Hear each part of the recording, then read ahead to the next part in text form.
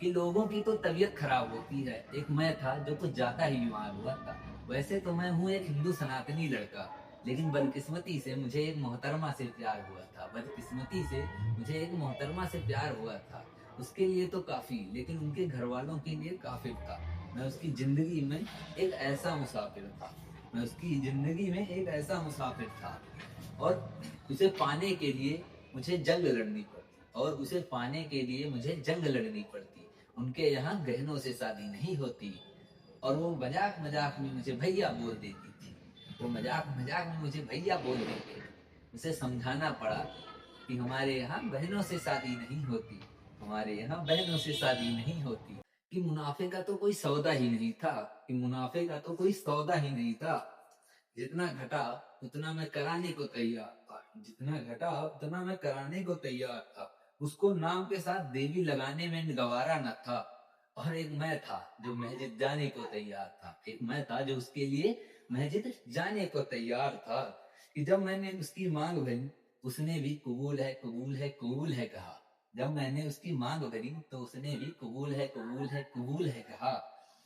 मतलब दोनों तरफ की रस्में आधी आधी हो गई थी। मतलब दोनों तरफ की रस्में आधी आधी हो गई थी।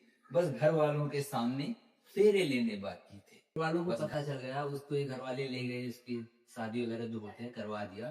फिर मैंने लिखा था कि मेरी इस सारी मेहनत की धरी रह गई। कि मेरी इस सारी मेहनत धरी की धरी रह गई। मेरे साथ किस्मत का खेला हो गया। मेरे साथ किस्मत का खेला हो गया। उसकी एक दोस्त से ही मुझे पता चला कि उसकी एक दोस्त से ही मुझे पता चला कि उसके एक ही फूफी के बेटे से उसका निकाह हो गया। उसका निकाह हो गया। मैं मजहब हम सब का उसमें हवाला बदला। सबसे पहले उसके घर वाले बदले। सबसे पहले उसके घर वाले बदले। फिर सुनो, फिर उसने अपना घर वाला बदला। फिर उसने अपना घर वाला बदला। अब सुना कि रोती है।